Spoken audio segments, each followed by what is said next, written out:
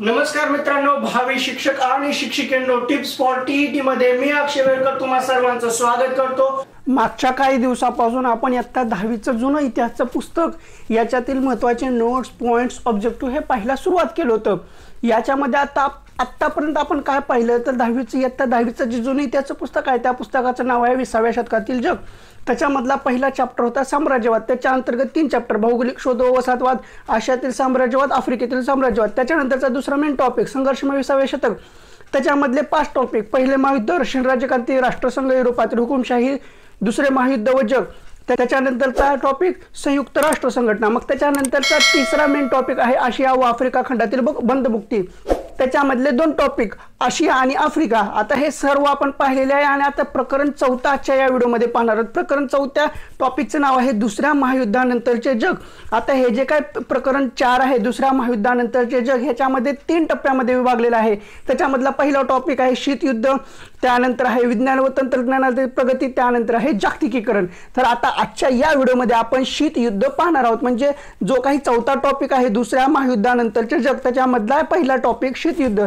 तर आता आपण शीतयुद्ध याच्यामधले महत्त्वाचे नोट्स, पॉइंट्स, ऑब्जेक्टिव्ह पाहायला सुरुवात करू। जर आता आपण हा टॉपिक एकदम व्यवस्थितपणे, पद्धतशीरपणे, पॉइंट टू पॉइंट एकदम व्यवस्थितपणे समजून घेतला तर सध्या आपल्याला युक्रेन आणि रशियामध्ये जे काही चाललेलं आहे, युक्रेन आणि रशियाचा जो काही संघर्ष चालू आहे, जो काही युद्ध चालू आहे, त्याच्यामधले आपल्याला बारकावे समजणार आहेत। बारकावे कसे समजणार आहेत तर आता हा जो काय गोल चालू आहे, हे जे काही युद्ध चालू आहे ते कशामुळे चालू आहे, युक्रेनला नाटोमध्ये जायचं आहे। आता हे नाटो काय आहे तर आपल्याला नाटो संदर्भात ह्याच व्हिडिओमध्ये पाहायला भेटणार आहे। वारसा करार काय आहे, नाटो करार काय, जो काही नाटो चालू आहे ना, नाटो देश, त्याचे एक नाटो करार होता, त्या नाटो कराराच्या अंतर्गतच हे नाटो आहे। आता ह्या टॉपिकमध्ये आपल्याला मेन काय पाहायला भेटणार आहे, हा जो काही टॉपिक आहे शीतयुद्ध, ह्याच्यामध्ये आपल्याला शीतयुद्ध म्हणजे काय ते पाहायचं आहे। त्याच्यानंतर शीतयुद्धाचा अर्थ पाहिजे। त्याच्यानंतर आता शीतयुद्धाच्या व्याख्या बऱ्याच जणांनी केलेली आहे, त्या शीतयुद्धाच्या व्याख्या पाहिजेत। मग आता रशियामध्ये जी साम्यवादी क्रांती झाली होती त्याच्यामध्ये कार्ल मार्क्सचा रोल महत्त्वाचा होता, तो पाहायचा आपल्याला। मग त्यानंतर वेगवेगळे करार आहे, शीतयुद्धाची वाटचाल पाहिजे, शीतयुद्धाची कारणे पाहिजे, त्याच्यामध्ये शीतयुद्धामध्ये भारताचा रोल काय होता तो पाहिजे। त्याच्यानंतर सर्वात महत्त्वाचा करार नाटो करार, जो काही नाटो देशांचं चालू आहे ना, आपल्याला युक्रेनला नाटोमध्ये जायचं आहे म्हणून रशिया त्याला जाऊ देत नाही, म्हणून युक्रेनवर हमला केलेला आहे। हा नाटो काय आहे, नाटो करार नेमका काय आहे तोच आपल्याला आजच्या या व्हिडिओमध्ये पाहायचा आहे। त्याच्यानंतरचा महत्त्वाचा आहे साम्यवादी चीनचा उदय। चीनमध्ये सुद्धा साम्यवादी क्रांती झाली होती, साम्यवादी चीनचा उदय कसा झाला तो पाहायचा आहे। मग नाटो करार पाहिला, नाटो करारानंतर सिटो नावाचा एक करार आहे, आता तो सिटो करार काय आहे तो सुद्धा आपल्याला पाहायचा आहे। मग रशियाचा एक करार आहे वारसा करार, तो आता वारसा करार काय आहे तो सुद्धा पाहिजे। मग पुन्हा आयसेनहावरचा एक सिद्धांत आहे, तो सिद्धांत सुद्धा खूप महत्त्वाचा आहे, तो सुद्धा पाहिजे। मग U2ची घटना व शीतयुद्धवाद हा सुद्धा पाहिजे, हे सुद्धा महत्त्वाचं आहे। पुन्हा शीतयुद्धाचा शेवट आणि शीतयुद्धाचे परिणाम, असं सर्व एकंदरीत आपल्याला या आजच्या व्हिडिओमध्ये पाहायचं आहे। व्हिडिओ खूप महत्त्वाचा आहे, ह्याच्यामधले सगळे बारकावे समजून जातील, आत्ताची परिस्थिती समजेल आणि परीक्षेच्या दृष्टिकोनातून सर्व एकदम व्यवस्थितपणे आपल्याला माहिती होऊन जाईल। आणि या टॉपिकमधले सर्व व्यवस्थित ऑब्जेक्टिव्ह मार्क मिळवण्याच्या दृष्टिकोनातून, टीईटीला विचारण्याच्या दृष्टिकोनातून, टेटला विचारण्याच्या दृष्टिकोनातून किंवा इतर सरळ स्पर्धा परीक्षेमध्ये जे काही विचारलं जाऊ शकेल त्या दृष्टिकोनातून अतिशय महत्त्वाचा टॉपिक शीतयुद्ध। आता प्रस्तावनाच एवढी मोठी झालेली आहे, मग आता ह्या टॉपिकमधल्या आपण आता प्रत्यक्ष ऑब्जेक्टिव्ह पाहायला सुरुवात करू। ऑगस्ट 1945 मध्ये दुसरे महायुद्ध संपुष्टात आले। ऑगस्ट 1945 मध्ये दुसरे महायुद्ध संपुष्टात आले। दुसऱ्या महायुद्धात अमेरिका, इंग्लंड, फ्रान्स, रशिया या दोस्त राष्ट्रांनी जर्मन, इटली, जपान यांचा पराभव केला। लक्षात घ्या, दुसऱ्या महायुद्धामध्ये अमेरिका, इंग्लंड, फ्रान्स, रशिया हे दोस्त राष्ट्र होते। आता सध्यामध्ये यांच्यामध्ये शीतयुद्ध चालू आहे। दुसऱ्या महायुद्धात अमेरिका, इंग्लंड, फ्रान्स, रशिया या दोस्त राष्ट्रांनी कुणाचा पराभव केला तर जर्मनी, इटली आणि जपान यांचा पराभव केला। अमेरिकेने युद्धमान राष्ट्रांना आवश्यक वस्तूंचा पुरवठा केला। रशियाने स्वबळावर नाझी जर्मनीची विजयी घोडदौड खंडित केली। आता हे पहा, दुसऱ्या महायुद्धात अमेरिकेने युद्धमान राष्ट्रांना आवश्यक वस्तूंचा पुरवठा केला होता, तसाच पुरवठा सध्या अमेरिका युक्रेनला करत आहे। अमेरिकेने युद्धमान राष्ट्रांना आवश्यक वस्तूंचा पुरवठा केला, रशियाने स्वबळावर नाझी जर्मनीची विजयी घोडदौड खंडित केली। नाझी जर्मनीची विजयी घोडदौड कोण खंडित केली? तर रशियाने स्वबळावर नाझी जर्मनीची विजयी घोडदौड खंडित केली। हिटलरचा पराभव झाल्याने आंतरराष्ट्रीय राजकारणात रशियास महत्त्व प्राप्त झाले। आंतरराष्ट्रीय राजकारणात रशियास महत्त्व कशामुळे प्राप्त झाले? तर हिटलरचा पराभव झाल्याने आंतरराष्ट्रीय राजकारणात रशियास महत्त्व प्राप्त झाले। आता शीतयुद्ध म्हणजे काय? शीतयुद्धाचा अर्थ पाहू। विनाशकारी दुसऱ्या महायुद्धाचा शेवट झाला। युद्धानंतर पुनर्रचनेच्या प्रश्नावरून अमेरिका व सोव्हिएत रशिया या दोन महासत्तांमध्ये मतभेद निर्माण झाले। विधान महत्त्वाचं आहे। दुसऱ्या महायुद्धानंतर पुनर्रचनेच्या प्रश्नावरून अमेरिका व सोव्हिएत रशिया या दोन महासत्तांमध्ये मतभेद निर्माण झाले। त्यानंतर काय झालं? तर वैचारिक युद्धास प्रारंभ झाला, म्हणजे शीतयुद्धास। तत्वप्रणालीमधील फरक, राजकीय अविश्वास, एकमेकांविरुद्ध डावपेच, शस्त्रस्पर्धा, हेरेगिरी, प्रसार माध्यमांचा विषारी प्रसार ही शीतयुद्धाची दृश्य रूपे होती। आता त्याचा कहर आपल्याला पाहायला भेटतोय सोशल मीडियाच्या माध्यमातून। अतिरेक, काही एवढ्या गोष्टीचं एवढं मोठं, साधी फटाकडी फुटली तर तिथं मोठा बॉम्ब फेकला म्हणून सांगतात। सोव्हिएत रशिया साम्यवादी जगताचे स्वप्न सत्यात उतरू पाहत होता। सोव्हिएत रशिया साम्यवादी जगताचे स्वप्न सत्यात उतरू पाहत होता। अमेरिका जगाला साम्यवादी लाटेपासून थोपवून लोकशाही व भांडवलशाहीचे रक्षण करू पाहत होता। अमेरिकेचा रोल काय होता? सोव्हिएत रशिया आहे ना, जो काही आत्ताचा रशिया आहे तो पूर्वी एकत्र होता, त्याला एकत्रितरित्या सोव्हिएत रशिया असं संबोधलं जायचं। सोव्हिएत रशिया साम्यवादी जगतेचे स्वप्न सत्यात उतरू पाहत होता। अमेरिका जगाला साम्यवादी लाटेपासून थोपवून लोकशाही व भांडवलशाहीचं रक्षण करू पाहत होता। अमेरिका व रशिया यांच्यातील आंतरराष्ट्रीय तणावाच्या परिस्थितीला शीतयुद्ध म्हटले जाते। शीतयुद्ध कशाला म्हटले जाते? व रशिया यांच्यातील आंतरराष्ट्रीय तणावाच्या परिस्थितीला शीतयुद्ध म्हटले जाते। शीतयुद्ध म्हणजेच कोल्ड वॉर या शब्दप्रयोगाचा प्रथम वापर अमेरिकन मुत्सद्दी बर्नार्ड बरूच यांनी जागतिक तणावपूर्व परिस्थिती संदर्भात केला। विधान महत्त्वाचं आहे। शीतयुद्ध या शब्दप्रयोगाचा प्रथम वापर कोणी केला? तर शीतयुद्ध या शब्दप्रयोगाचा प्रथम वापर अमेरिकन मुत्सद्दी बर्नार्ड बरूच यांनी जागतिक तणावपूर्ण परिस्थिती संदर्भात केला। कशा संदर्भात सुद्धा केला त्याच्यासाठी सुद्धा विचारलं जातं। तर शीतयुद्ध म्हणजे कोल्ड वॉर या शब्दप्रयोगाचा प्रथम वापर अमेरिकन मुत्सद्दी बर्नार्ड बरूच यांनी जागतिक तणावपूर्व परिस्थिती संदर्भात केला। आता अमेरिका आणि सोव्हिएत रशियामध्ये जे काही वैचारिक शीतयुद्धास प्रारंभ झाला त्याच्या संदर्भात कोण काय म्हटलं ते विधान महत्त्वाचे आहेत, ते आता पाहू। प्राध्यापक वॉल्टर लिपमन यांनी काय म्हटले? तर प्राध्यापक वॉल्टर लिपमन यांनी पाश्चिमात्य सत्ता व सोव्हिएत रशिया यांच्यातील संघर्षाचे वर्णन करताना शीतयुद्ध या शब्दप्रयोगाचा अनेकदा वापर केला। ते यास भासमान युद्ध असे संबोधतात। आता प्रश्न कसा निर्माण होतो माहिती आहे का? भासमान युद्ध असे शब्दप्रयोग शीतयुद्धास कुणी केला किंवा शीतयुद्धास भासमान युद्ध असा शब्दप्रयोग कुणी केला? तर प्राध्यापक वॉल्टर लिपमन यांनी केला। विधान महत्त्वाचं आहे। प्राध्यापक वॉल्टर लिपमन यांनी पाश्चिमात्य सत्ता व सोव्हिएत रशिया यांच्यातील संघर्षाचे वर्णन करताना शीतयुद्ध या शब्दप्रयोगाचा अनेकदा वापर केला। ते यास भासमान युद्ध असे संबोधतात। आता प्राध्यापक यांग हुम किम हे काय म्हणतात ते पाहू।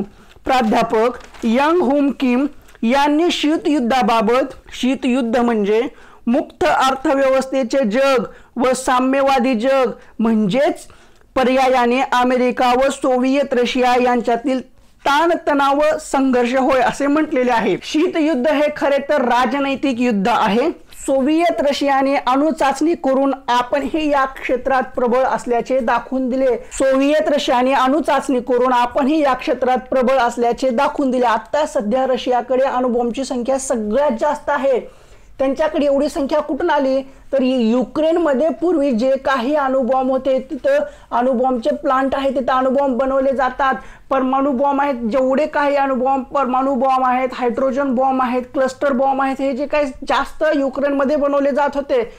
एक करार झाला, त्या करारामध्ये ते सर्व रशियाकडे गेले, म्हणून आता रशियाकडे सगळ्यात जास्त अणुबॉम्ब आहेत. महासत्तामधील शीतयुद्ध म्हणजे युद्धही नव्हे व शांतताही नव्हे. शीतयुद्ध म्हणजे शांततेच्या काळात शस्त्रविना लढले गेलेले युद्ध होय. शीतयुद्ध म्हणजे शांततेच्या काळात शस्त्रविना लढले गेलेले युद्ध होय. आता शीतयुद्धाची कारणे काय आहेत ते पाहू. शीतयुद्धाचं मेन कारण आहे अमेरिका व रशिया या महासत्तांमधील प्रभुत्व. त्यानंतर आहे सोव्हिएत रशियातील साम्यवाद. त्याच्यानंतरचं कारण आहे तात्विक विचारप्रणालीतील मतभेद. त्यानंतरचं कारण आहे रशियातील याल्टा व बाल्कनचा कराराचा भंग. आता रशियामध्ये याल्टा व बाल्कन करार काय होता, त्याचा भंग काय झाला, जो की रशियाकडून झाला. रशियाकडून याल्टा व बाल्कन कराराचा भंग. मग पुन्हा पाचवं कारण आहे प्रसार माध्यमांचा विषारी प्रचार. त्यानंतरचं कारण आहे शस्त्रास्त्र स्पर्धा. मग आता हे जे काही शीतयुद्धाची आपण 6 कारणे सांगितलेली आहेत, ह्याच्यामधले महत्वाचे ऑब्जेक्टिव्ह काय आहेत ते आता आपण पाहू. पहिलं कारण आहे अमेरिका व रशिया या महासत्तांमधील प्रभुत्व.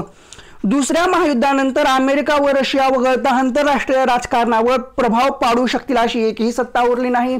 महायुद्धात इंग्लंड, फ्रान्स, जर्मनी, इटलीचे अपरिमित नुकसान झाले. अणुबॉम्बच्या धक्क्याने जपान कमकुवत झालं, जे की हिरोशिमा आणि नागासाकीला 6 आणि 9 तारखेला अमेरिकेने जपानमधील हिरोशिमा आणि नागासाकीवर अणुबॉम्ब टाकले होते. त्या अणुबॉम्बच्या धक्क्याने जपान कमकुवत झाला होता. इंग्लंड, फ्रान्सच्या ताब्यातील अनेक वसाहती स्वतंत्र झाल्याने ही राष्ट्रे प्रभावहीन झाली. अशा पार्श्वभूमीवर अमेरिका व रशिया या महासत्ता आपला प्रभाव वाढवू लागल्या. त्यांची विचारसरणी परस्पर विरोधी होती. अमेरिकेच्या नेतृत्वाखाली पश्चिम युरोपीय भांडवलशाही व लोकशाही राष्ट्रांचा एक गट निर्माण झाला. म्हणजे जो काही नाटो देश आहेत ते अमेरिकेच्या अधिपत्याखाली किंवा अमेरिकेच्या प्रभावाखाली एकत्र आलेत. अमेरिकेच्या नेतृत्वाखाली पश्चिम युरोपीय व भांडवलशाही व लोकशाही राष्ट्रांचा एक गट निर्माण झाला. तर रशियाच्या नेतृत्वाखाली पूर्व युरोपातील साम्यवादी विचारसरणीच्या राष्ट्रांचा दुसरा गट निर्माण झाला. जगावर प्रभुत्व निर्माण करण्यासाठी त्यांच्यात मोठी स्पर्धा झाली. आता दुसरं मेन कारण आहे सोव्हिएत रशियातील साम्यवाद. आता ह्याच्यामधले महत्वाचं काय आहे, दुसऱ्या महायुद्धानंतर शीतयुद्धाचा प्रभाव जाणू लागला, परंतु त्याचा प्रारंभ 1917च्या रशियन बोल्शेविक क्रांतीमध्ये आहे. परंतु सोव्हिएत रशियातील साम्यवाद जो आहे ना, त्याचा प्रारंभ इसवी सन 1917च्या रशियन बोल्शेविक क्रांतीमध्ये आहे. आता या क्रांतीने रशियात कार्ल मार्क्सच्या विचारावर आधारित साम्यवादी राजवट निर्माण झाली. त्यानंतरचं कारण आहे तात्विक विचारसरणीतील मतभेद. आता याच्यामध्ये औद्योगिक क्रांतीनंतर युरोपात उद्योगप्रधान संस्कृती अस्तित्वात आली. यामुळे भांडवलदार व कामगार हे अर्थव्यवस्थेचे महत्वपूर्ण घटक ठरले. भांडवलशाहीमध्ये कच्चा माल, कारखानदारी, व्यापार, दळणवळण यांवर लक्ष केंद्रित करण्यात आले. कार्ल मार्क्स हा एक महान साम्यवादी विचारवंत होता. कार्ल मार्क्स हा महान साम्यवादी विचारवंत होय. दास कॅपिटल व कम्युनिस्ट मॅनिफेस्टो हे त्यांचे प्रसिद्ध ग्रंथ आहेत. कार्ल मार्क्स हा एक महान साम्यवादी विचारवंत होय. कार्ल मार्क्स हे दास कॅपिटल व कम्युनिस्ट मॅनिफेस्टो हे ग्रंथ आहेत. आता भांडवलशाहीच्या दुष्परिणामांची जगातील कामगार वर्गास जाणीव करून दिली कोण? कार्ल मार्क्सने. कशातून? दास कॅपिटल व कम्युनिस्ट मॅनिफेस्टो हे जे त्याचे प्रसिद्ध ग्रंथ आहेत, या ग्रंथातून कार्ल मार्क्सने साम्यवादी विचारसरणीची अभ्यासपूर्ण मांडणी केली. भांडवलशाहीच्या दुष्परिणामांची जगातील कामगार वर्गात जाणीव करून दिली. साम्यवादी तत्वज्ञान विशद करताना कार्ल मार्क्स म्हणतात. आता कार्ल मार्क्सचं जे काय साम्यवादी तत्वज्ञान होतं ते तत्वज्ञान विशद करताना कार्ल मार्क्स काय म्हणतात? कामगार, कष्टकरी, वंचित यांनी एक होऊन सरंजामशाही, भांडवलशाही, जमीनदारी व खासगी मालमत्ता पूर्णतः नष्ट केली पाहिजे. कामगारांनी सत्ता आपल्या हाती घेऊन उत्पादनाची साधने राष्ट्राच्या मालकीची केली पाहिजेत. ज्यावेळी समाजात समता प्रस्थापित होऊन शासन व्यवस्था समाजाच्या मालकीची होईल त्यावेळी साम्यवाद प्रत्यक्षात येईल. आता लेनिनच्या नेतृत्वाखाली रशियात साम्यवादी क्रांती घडून आली. लेनिनच्या नेतृत्वाखाली रशियात साम्यवादी क्रांती घडून आली. रशिया साम्यवादी क्रांती कोणाच्या नेतृत्वात घडून आली तर लेगिनच्या नेतृत्वात साम्यवादी क्रांती घडून आली। अमेरिका व पाश्चात्य सत्ता खुल्या अर्थव्यवस्थेच्या पुरस्कर्त्या असल्याने त्यांना साम्यवादाचा धोका जाणवला व पाश्चात्य सत्ता खुल्या अर्थव्यवस्थेचा पुरस्कर्ता असल्याने त्यांना साम्यवादाचा धोका जाणवला। आता रशियाकडून याल्टा व बाल्कन कराराचा भंग झाला, का झाला, काय आहे तो पाहू। दुसऱ्या महायुद्धाच्या अखेरीस फेब्रुवारी 1945 मध्ये अमेरिकेचे राष्ट्राध्यक्ष दुसऱ्या महायुद्धाच्या अखेरीस फेब्रुवारी 1945 मध्ये अमेरिकेचे राष्ट्राध्यक्ष रूझवेल्ट, अमेरिकेचे राष्ट्राध्यक्ष कोण? रूझवेल्ट, रशियाचे राष्ट्रप्रमुख स्टॅलिन, इंग्लंडचे पंतप्रधान चर्चिल यांच्यात याल्टा करार झाला। आता याल्टा करार कुणाकुणामध्ये झाला? दुसऱ्या महायुद्धाच्या अखेरीस फेब्रुवारीमध्ये 1945 मध्ये याल्टा करार कुणाकुणात झाला? तर अमेरिकेचे राष्ट्राध्यक्ष रूझवेल्ट, रशियाचे राष्ट्रप्रमुख स्टॅलिन, इंग्लंडचे पंतप्रधान चर्चिल यांच्यात याल्टा करार झाला। यानुसार युद्धोत्तर शांतता तह, पोलंडमध्ये खुल्या निवडणुका इत्यादी बाबत करण्यात आल्या। मात्र स्टॅलिनने याल्टा कराराचा भंग करीत पोलंडवर वर्चस्व निर्माण केले। याल्टा करारानुसार युद्धोत्तर शांतता तह, पोलंडमध्ये खुल्या निवडणुका इत्यादी बाबत करार करण्यात आला।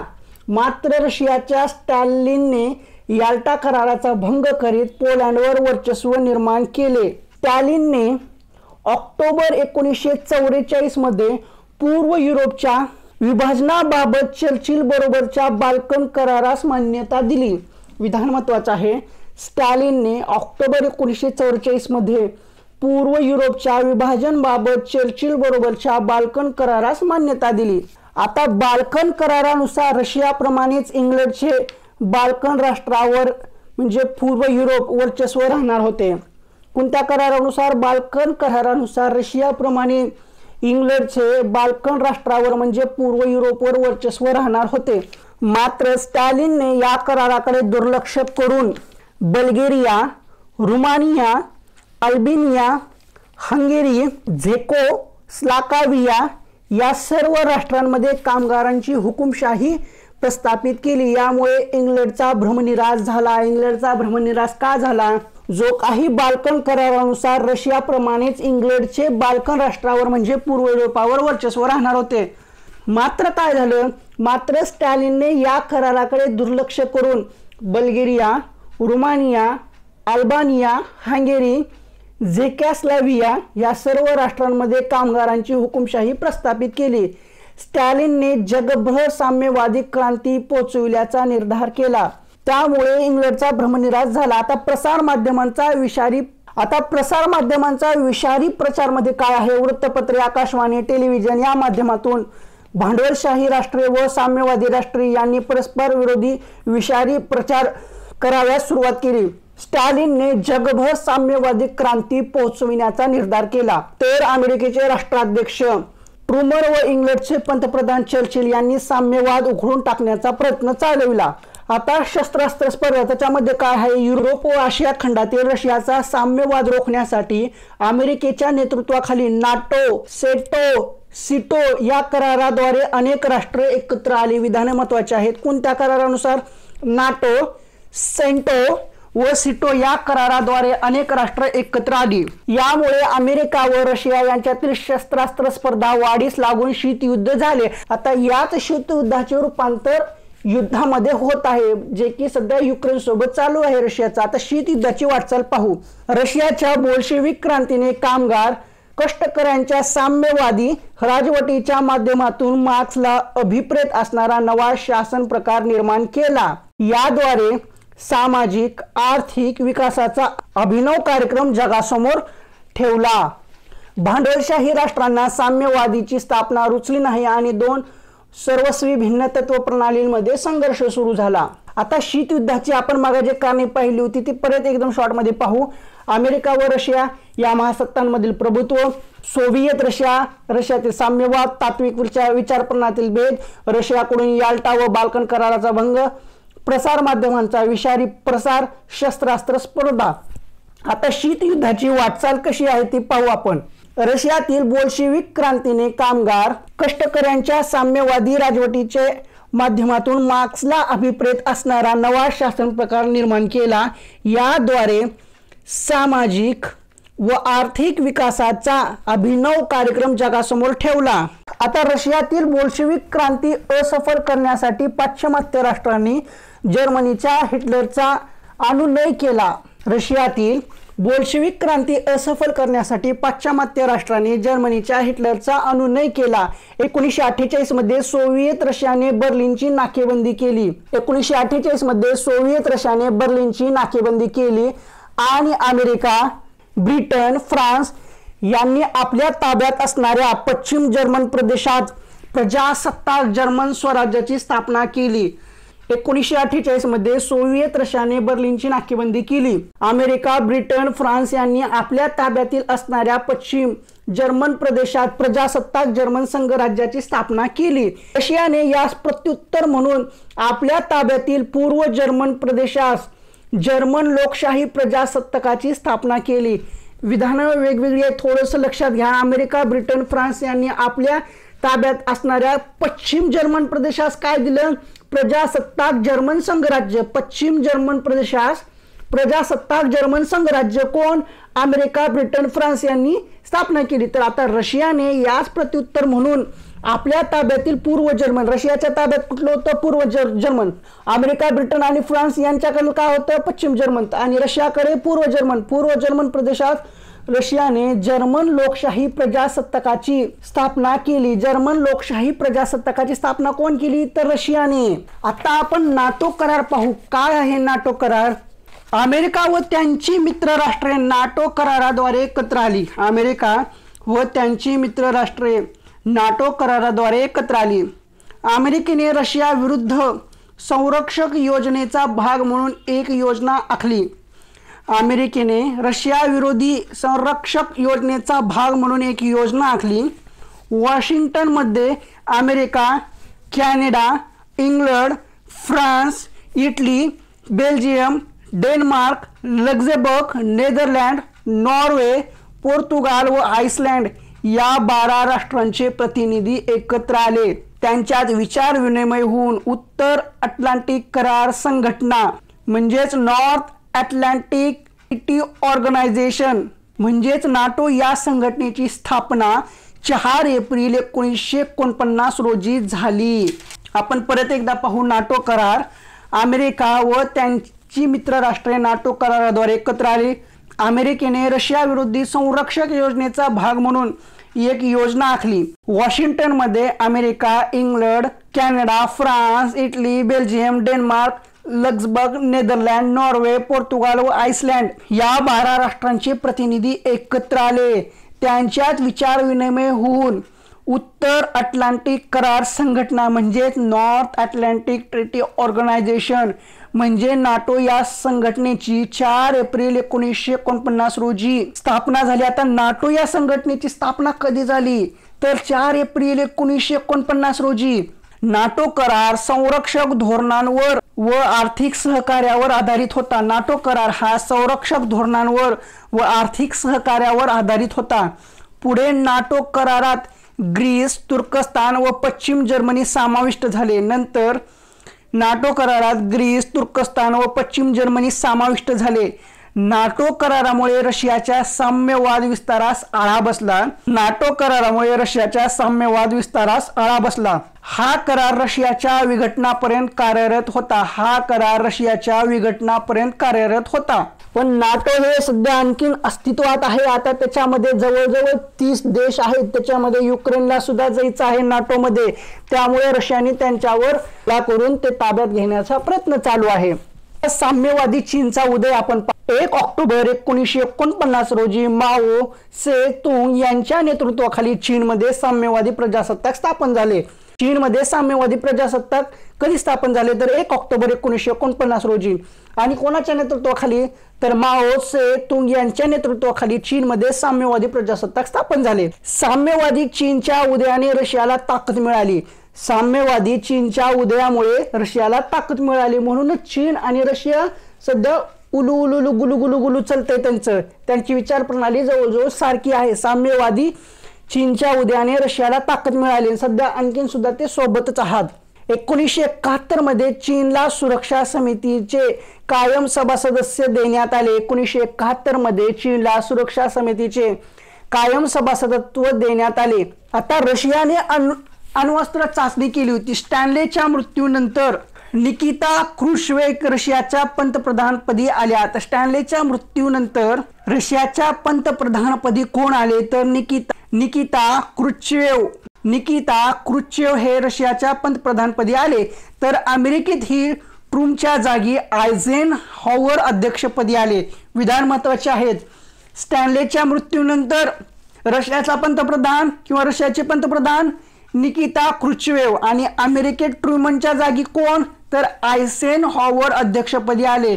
जोड्या लावामध्ये विचारलं जाऊ शकतं। तर या काळात संघर्ष वाढीस गेला। ऑगस्ट 1953 मध्ये रशियाने अण्वस्त्र चाचणी केली। कधी अण्वस्त्र चाचणी केली तर ऑगस्ट 1953 मध्ये रशियाने अण्वस्त्र चाचणी केली। यामुळे अमेरिका व रशिया या अण्वस्त्र सज्ज राष्ट्रांत शीत युद्ध गंभीर बनत गेले। दोन्ही राष्ट्रांत अंतराळ स्पर्धेने यामध्ये भर घातली। नाटो करार पाहिला। आता सिटो करार पाहू आपण। अमेरिकेने आग्नेय आशिया व मध्य पूर्वेत वाढत चाललेल्या साम्यवादास अटकाव करण्यासाठी सिटो संघटना अस्तित्वात आणली। अमेरिकेनं आग्नेय आशियात व मध्य पूर्वेत वाढत चाललेल्या साम्यवादास अटकाव आणण्यासाठी सिटो संघटना अस्तित्वात आणली। प्रचंड लोकसंख्या व विस्तार असणाऱ्या साम्यवादी चीनला रोखणे हे अमेरिकेला आवश्यक वाटू लागले। कुठेही नाक खुपसायचं, रशियावर चढ ठरू लागला तर तिथं नाक खुपसलं म्हणून नाटो झाला, म्हणजे नाटो करार झाला। आता मग इकडे चीन आपले पाय पसरू लागला म्हणून इकडे काय आणला सिटो करार आणला। कोण अमेरिकेनं कुणाला रोखण्यासाठी चीनला रोखण्यासाठी। चीनने ब्रह्मदेश, थायलंड, लाओस व व्हिएतनाम मध्ये आपला प्रभाव निर्माण करण्यास सुरुवात केली। चीनने ब्रह्मदेश, थायलंड, लाओस, व्हिएतनाम मध्ये आपला प्रभाव निर्माण करण्यास सुरुवात केली।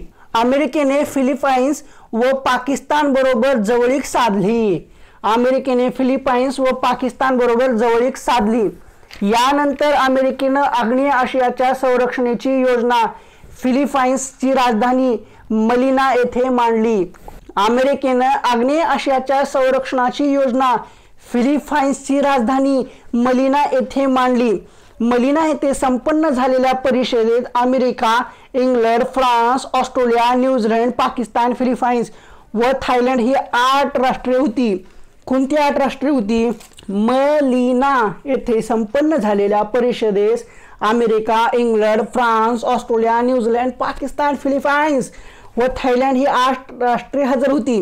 या परिषदेत सुरक्षतेच्या तत्वावर आधारित आग्नेय आशिया करार म्हणजे south east Asia treaty organisation म्हणजेच सिटो ही संघटना 8 सप्टेंबर 1954 रोजी स्थापन झाली। नाटो कधी स्थापन झाली? तर नाटोची स्थापना 4 एप्रिल 1949 ला झाली। तर आता इकडे सिटोची स्थापना कधी झाली? सिटोची संघटना आता जे काही त्या परिषदेच्या सुरक्षतेच्या तत्वावर आधारित आग्नेय आशिया करार संघटना म्हणजे south east Asia treaty organisation म्हणजे सिटो ही संघटना कधी स्थापन झाली तर 8 सप्टेंबर 1954 रोजी स्थापन झाली। सिटोने सामुदायिक सुरक्षतेच्या तत्वाला प्राधान्य दिले। सिटोने कशाला प्राधान्य दिले तर सिटोने सामुदायिक सुरक्षेच्या तत्वाला प्राधान्य दिले। सिटोचा लॉंग फॉर्म काय आहे? South east Asia treaty Organisation. नाटोचा काय होता? नॉर्थ अटलांटिक ट्रेडी ऑर्गनायझेशन आणि SEATO South east Asia treaty Organisation. SEATO संघटना लष्करी धोरणावर उभी असल्यामुळे सभासद राष्ट्रांनी आपली लष्करी शक्ती वृद्धिंगत केली। सिटो संघटना ही लष्करी धोरणावर उभी असल्याने सभासद राष्ट्रांनी आपली लष्करी शक्ती वृद्धिंगत केली। आता नाटो करार पाहिला, सिटो करार पाहिला। आता आपण वॉर्सा करार काय होता तो पाहू। हे पहा, नाटो करार जो होता ना तो अमेरिकेचा होता। सिटो करार सुद्धा अमेरिकेचा होता। तो कशासाठी होता? सिटो करार south east Asia treaty organisation म्हणजे इकडं चीनला रोखण्यासाठी त्यांनी सिटो करार केला होता। म्हणजे साऊथ ईस्ट एशिया ट्रेडी ऑर्गनायझेशनची स्थापना केली होती। तिकडे रशियाला रोखण्यासाठी नाटोची स्थापना केली म्हणजे नॉर्थ अटलांटिक ट्रेडी ऑर्गनायझेशन। रशियाला रोखण्यासाठी नॉर्थ अटलांटिक ट्रेड ऑर्गनायझेशनची स्थापना, इकडे चीनचा प्रभाव रोखण्यासाठी साऊथ ईस्ट एशिया ट्रेड ऑर्गनायझेशनची स्थापना।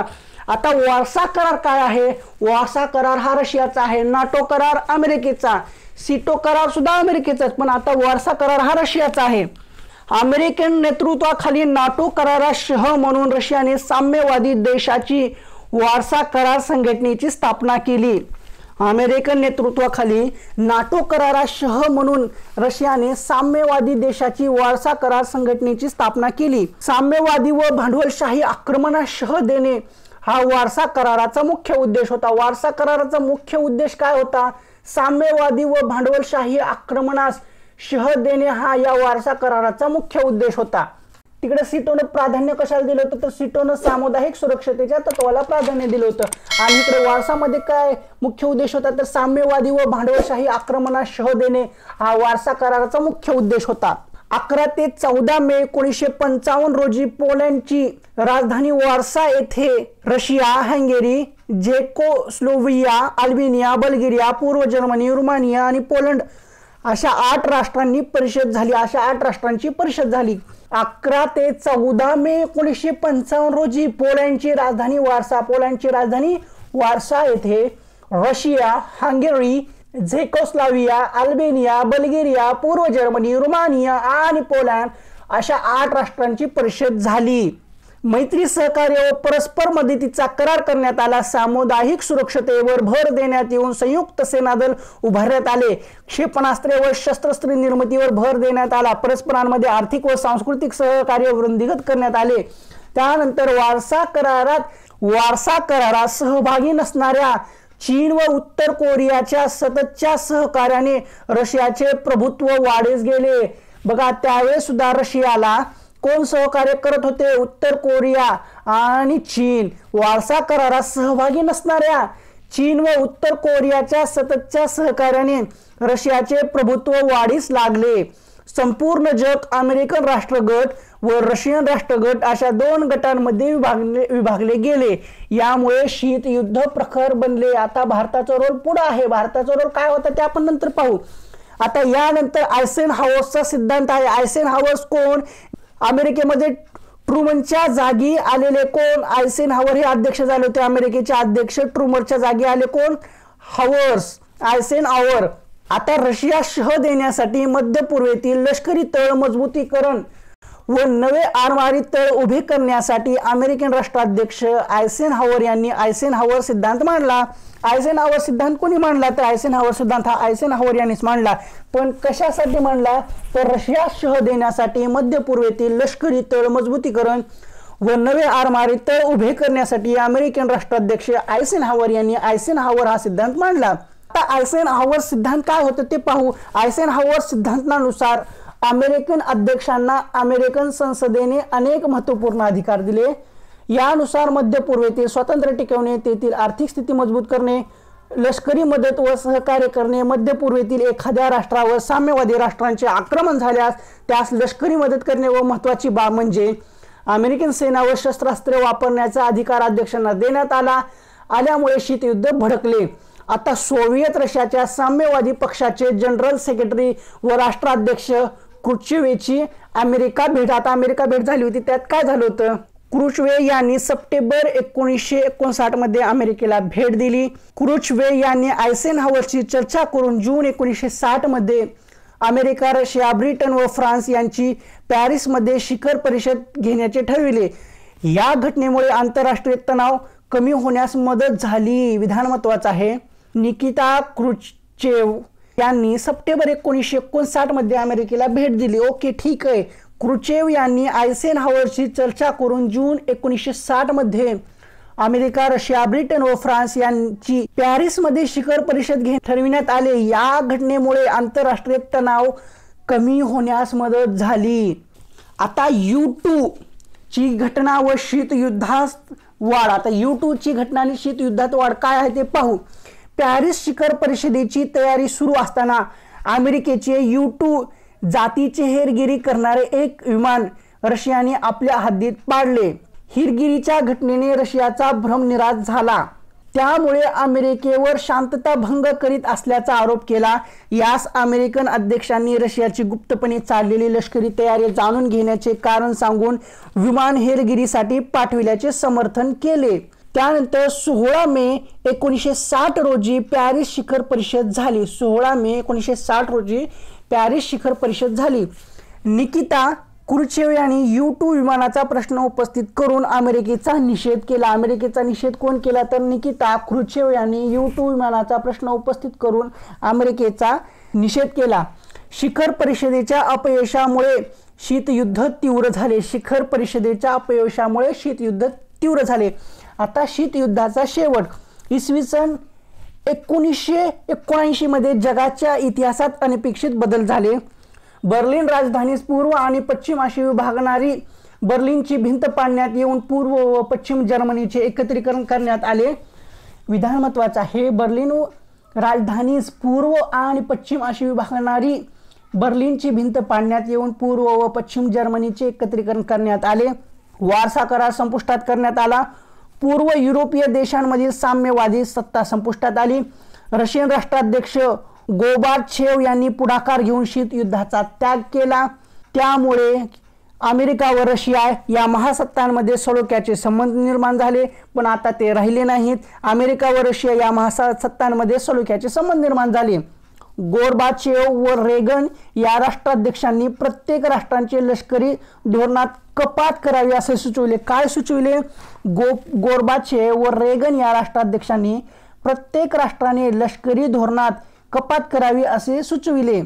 शीतयुद्ध समाप्तीचा जगाला संदेश दिला, त्यामुळे जगाची शांततेच्या मार्गाने वाटचाल सुरू झाली। तरी आणखी सुद्धा चालू आहे, आता युद्धामध्ये त्याचं रूपांतर होत आहे। आता शीतयुद्धाचे परिणाम काय आहेत तर दुसऱ्या महायुद्धानंतर अमेरिका, रशिया व त्यांची मित्र राष्ट्रे यांच्यात घडून आलेल्या शीतयुद्धाने आंतरराष्ट्रीय घडामोडींवर दूरगामी परिणाम घडले। आता शीतयुद्धाचे परिणाम काय आहेत? जगाची 2 गटात विभागणी झाली। अगोदर आपण शीतयुद्धाचे परिणाम काय आहेत ते पाहू, त्याच्यानंतर त्याच्यामधले महत्त्वाचे पॉइंट पाहू। शीतयुद्धाचे परिणाम, त्याच्यातला पहिला परिणाम आहे जगाची 2 गटात विभागणी, शस्त्रास्त्र स्पर्धेत वाढ, अण्वस्त्र स्पर्धेला प्रोत्साहन, संयुक्त राष्ट्रसंघाची अप्रतिष्ठा, मानव कल्याणाकडे दुर्लक्ष, अल्पित राष्ट्रांच्या चळवळीची वाढ। आता जगाची 2 गटात विभागणी झाली ती आपण एकदम शॉर्ट मध्ये पाहू। सुरुवातीस शीतयुद्धाचा प्रभाव वैचारिक स्वरूपाचा होता। प्रामुख्याने साम्यवादाविरुद्ध भांडवलशाही व लोकशाही असा लढा होता। साम्यवादाचा पुरस्कार रशियाने केला तर भांडवलशाही व लोकशाहीचा पुरस्कार अमेरिकेने केला। यातून 2 राष्ट्रांमध्ये राजकीय सत्ता संघर्षाची स्पर्धा सुरू झाली। सत्ता संघर्षाच्या स्पर्धेमुळे जगात 2 गटात विभागणी होऊन परस्परांना विरोध करण्याची वेगवेगळ्या लष्करी कराराची निर्मिती झाली। जगातील अनेक राष्ट्रे या 2 गटात विभागली गेली। आता शस्त्रास्त्र स्पर्धेत वाढ झाली, त्याच्यामध्ये काय आहे तर अमेरिका व रशिया यांची प्रभावी सत्ता शस्त्रास्त्रावर आधारलेली होती असं आता सुद्धा आहे। त्यांनी आपापल्या गटातील राष्ट्रे शस्त्रसज्ज बनविण्यावर भर दिली। ज्यांच्याकडे नसते त्यांच्याकडे देतात। भूदल, नौदल, वायुदल ही लष्कराची तिन्ही दले सुसज्ज बनविण्यात आली। लांब पल्ल्याची आधुनिक क्षेपणास्त्रे, रडारावर दिसणारी लढाऊ विमाने व अत्याधुनिक पाणबुड्यांची निर्मिती करण्यात आली। यातून जीवघेणी शस्त्रास्त्र स्पर्धा सुरू झाली। मग त्यानंतर आहे अण्वस्त्र स्पर्धेला प्रोत्साहन। आता अण्वस्त्र स्पर्धेला प्रोत्साहन मध्ये काय आहे? अमेरिका व रशिया या 2 महासत्तांनी अण्वस्त्र वाहून नेऊ शकणारी क्षेपणास्त्रे, अणुशक्तीवर चालणारे विमाने, पाणबुड्या यांची मोठ्या प्रमाणावर निर्मिती केली। शीतयुद्धाने अण्वस्त्र स्पर्धेला प्रोत्साहन मिळून जग सर्वनाशाच्या उंबरठ्यावर उभे राहिले आहे। आता संयुक्त राष्ट्रसंघाची अप्रतिष्ठा, त्याच्यामध्ये काय आहे? संयुक्त राष्ट्रसंघ म्हणजे युनो आंतरराष्ट्रीय शांतता व सुरक्षितता या उद्दिष्टांची परिपूर्तता करण्यामध्ये काही अंशी यशस्वी झाला, परंतु संयुक्त राष्ट्रसंघाने सर्वांपुढे एक विश्वाची कल्पना ठेवली होती। संयुक्त राष्ट्रसंघाने सर्वांपुढे कशाची कल्पना ठेवली होती तर संयुक्त राष्ट्रसंघाने सर्वांपुढे एक विश्वाची कल्पना ठेवली होती। पण शीतयुद्धातून निर्माण झालेली शस्त्रास्त्र स्पर्धा जगाची 2 परस्पर विरोधी गटांत विभागणी झाली।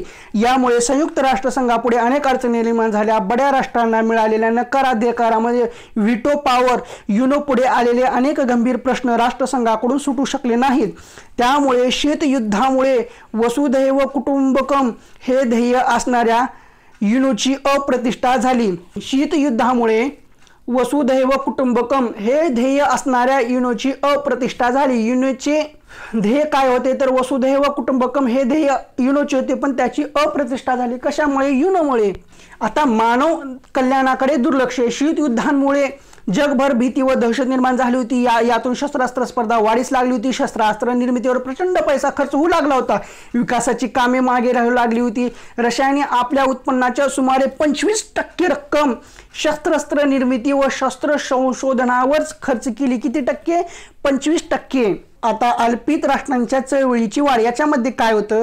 शीतयुद्धात अनेक राष्ट्रांना आर्थिक व राजकीय दबावामुळे महासत्तांच्या गटात सामील व्हावे लागले, परंतु कोणत्याही गटात सामील न होता भारताचे पंतप्रधान पंडित जवाहरलाल नेहरू व युगोस्लावियाचे अध्यक्ष मार्शल टिटो व इजिप्तचे अध्यक्ष जनरल गमाल अब्दुल नाझेर या प्रमुख राष्ट्रांनी अलिप्त राष्ट्रांची चळवळ स्वीकारली.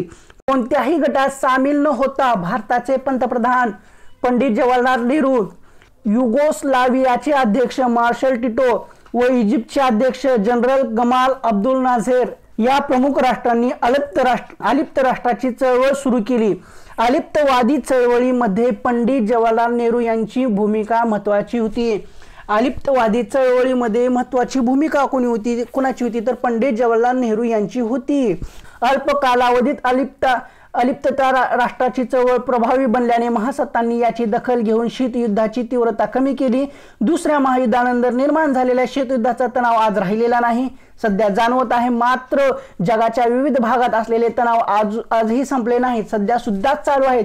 विनाशकारी शस्त्रास्त्रांनी सज्ज असणाऱ्या आजच्या काळात संघर्ष उद्भवल्यास जगाचा सर्वनाश अटळ आहे, त्याचे लक्षणे दिसू लागले आहेत. हा संघर्ष टाळण्याची जबाबदारी सर्व मानवजातीची आहे. आंतरराष्ट्रीय सामंजस्य व सहकार्यानेच ते शक्य होणार आहे. स्वतंत्र भारताने या भूमिकेचा सातत्याने पुरस्कार केला आहे. सध्या भारत तोच पुरस्कार करतो, शांततेचा पुरस्कार करतो. शांततेच्या मार्गाने सर्व काय करायचं? शांतीत क्रांती करायचं, असं भारताचं उद्देश असतं. कुठल्याही वादामध्ये सध्या भारत पडत नाही. अलिप्तवादी त्यावेळेस सुद्धा स्वीकारली होती, सध्या भारत तोच धोरण स्वीकारतोय, तोच धोरण चालू करतोय. कुठल्याही ह्याच्यामध्ये पडायचं नाही. स्वतः धोरण ठरवायचं, अलिप्त राहायचं आणि आपण आपलं बघायचं आणि होईल तेवढं शांततेच्या मार्गाने वाद नष्ट करण्याचा प्रयत्न करायचा, असं भारताचं धोरण आहे. आता याच्यामधले काही ऑब्जेक्टिव्ह आहेत ते आपण पाहू. शीतयुद्धास भासमान युद्ध असे कोण म्हटले तर वॉल्टर लिपमन यांनी म्हटले.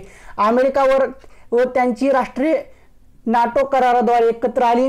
1 ऑक्टोबर 1949 मध्ये डॅश यांच्या नेतृत्वाखाली चीनमध्ये साम्यवादी प्रजासत्ताक स्थापन झाले, तर माओ त्से तुंग यांच्या नेतृत्वाखाली. आता स्टॅलिनने डॅश कराराचा भंग करीत पोलंडवर वर्चस्व केले.